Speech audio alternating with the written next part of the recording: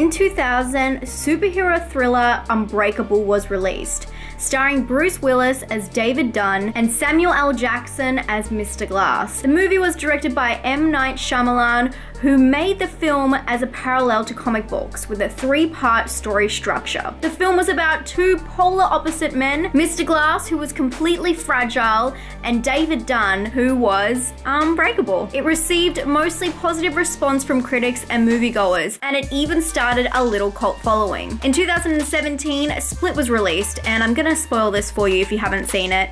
It's very different from Unbreakable, but this film was a thrilling psychological horror where James McAvoy has DID and kidnaps Anya Taylor-Joy. It is then revealed in a classic M.Night twist that it is within the same universe as Unbreakable, and James McAvoy's character, the Beast, holds super abilities. Fast forward to this year, 2019, and Glass is M. Night Shyamalan's third film in the trilogy. It meets somewhere in the middle with Anya Taylor-Joy, James McAvoy, Bruce Willis, and Samuel L. Jackson all coming together. It also meets in the middle genre-wise, classed as a drama, mystery, sci-fi thriller. Is that enough genres? We'll find out tonight. I was a little bit worried about doing a review on this because of the genres. It's superhero territory and I don't go there, I don't visit there, I don't like it there. It's scary. But I asked you guys on Instagram and the response was overwhelming, so come with us. We're gonna go see this movie. I am super psyched, and I know everyone else is very interested to see how the trilogy ends up and if it forks off again. I might leave that out of the review just so it won't be spoiled for you. This is gonna be completely spoiler free. I'm just gonna give you my opinion on the film, technical wise, acting wise, story wise, without giving away anything, because I'm pretty good at that. But what we do know is in this one, security guard David Dunn uses his supernatural abilities to track down Kevin Crumb, aka James McAvoy, and all of his personalities. I'm excited to check this one out because it's coming out worldwide today in most countries, so it would be cool to see this release alongside of you guys, and hopefully you'll have the chance to see it this weekend, or hopefully I'll let you know whether you should see it. So let's go.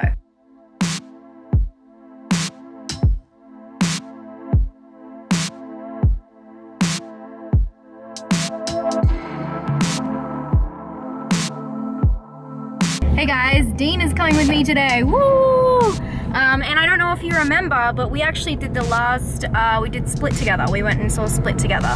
So this is Dean friendly. We'll see if it's Dean approved, but it's Dean friendly because it's not straight up horror. We'll see, maybe, we can hope.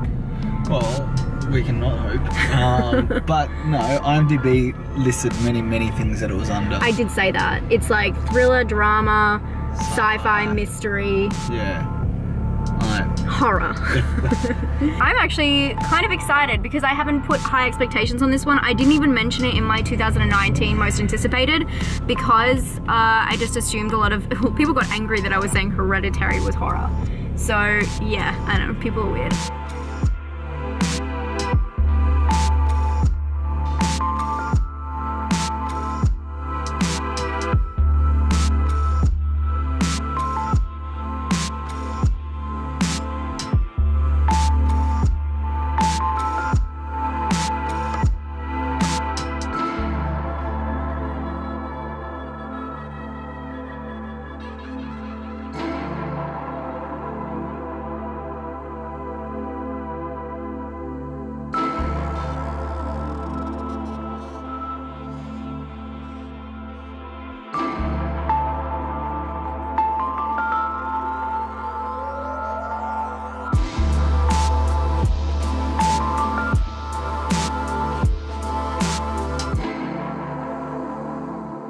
Hey guys, we just got back from watching Glass. I think it was a little bit different to what I expected. I do want to say I'm not going to put as much as the storyline. I'm going to give you the feels of it, but I'm not going to put a lot of the storyline in this because obviously I don't want to spoil it for a lot of you guys. It is a lot more like the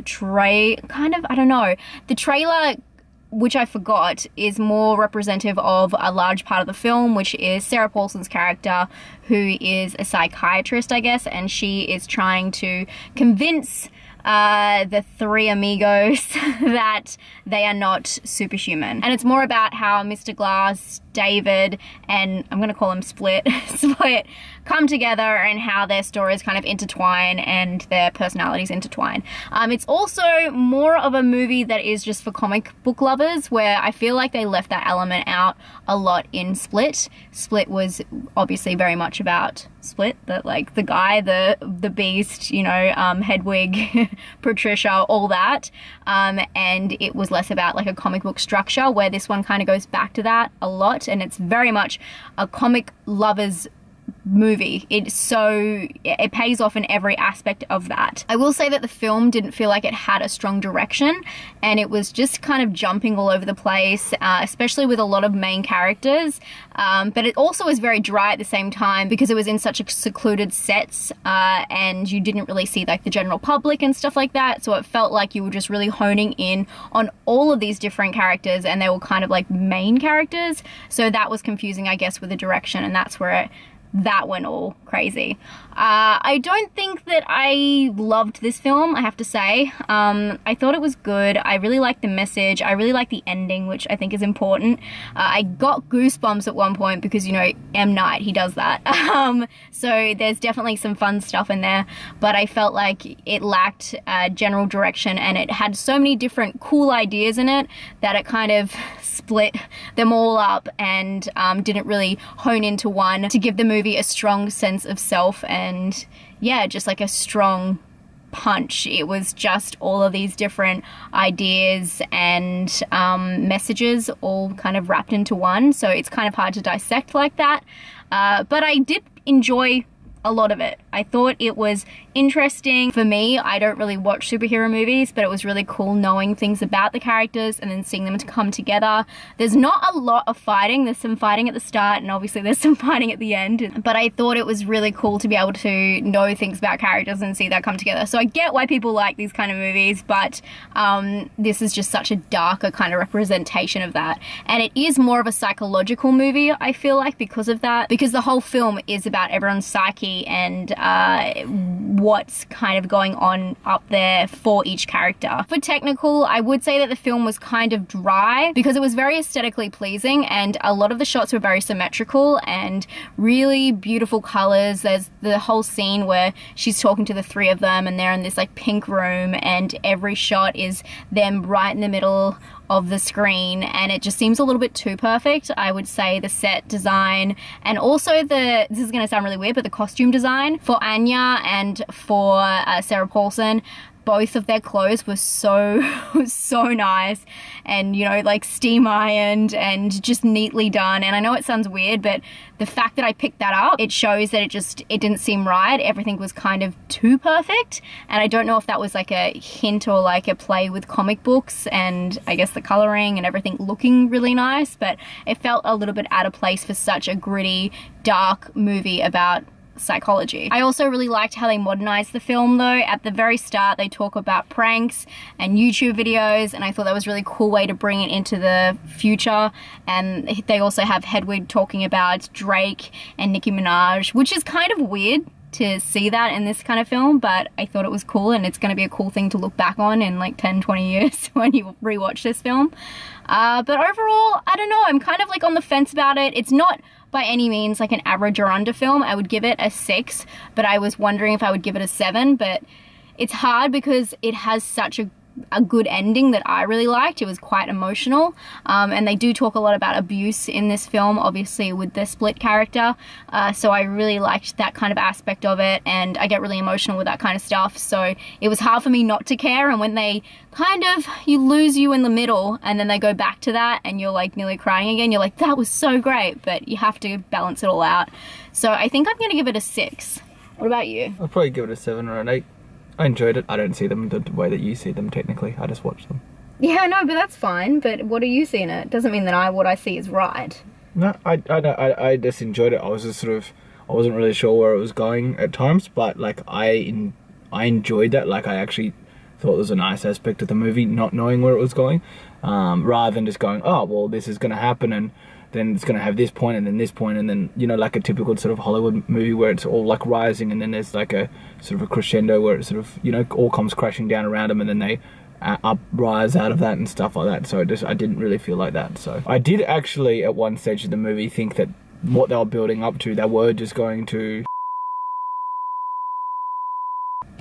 You don't meant to say that's a total spoiler. No, you can delete that then. It's definitely a movie that, although the direction for the main story is a little bit jaded and weird, it's one of those movies that go back and forth. Is this happening? Is it not happening? Is this happening? Is it not happening? I wish there was a name for that. If there is a name for that, please correct me. But you're gonna give it a 7? Yeah, it's alright. I wanted to give it a 7, but I have to stop wanting to give films scores and just give them scores, and I probably enjoyed this just as much as the Piercing.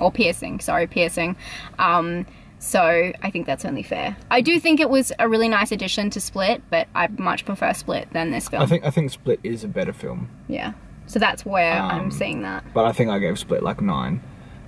I'm pretty sure from memory gave Split 9, so I think it's 8. I mean, I think all 3 movies are really good. One thing for people that watched it, we stayed right until the end because, you know, Marvel's tricked us into waiting for that 1-minute clip at the end. There was no clip at the end of the movie. We just wasted time. Okay, that's what we thought about Glass. I do recommend seeing it if you did like the first 2 films. If you weren't a fan of Split at all or a fan of Unbreakable, I'm sure that you won't want to see this. But if you're wondering and you're kind of on the fence about those 2, just wait until it comes out, I think. It's not one that you'll want to run and see straight away. And I was really surprised it's opening night here, and I don't know if you could see how empty the cinema was. That was pretty sad. Yeah. But I was very surprised at how empty that was for this movie. If you liked Unbreakable and you liked Split, definitely check it out. And I hope this was helpful for you guys. Give it a thumbs up if it was. And I'll talk to you guys later. Stay spooky. Bye.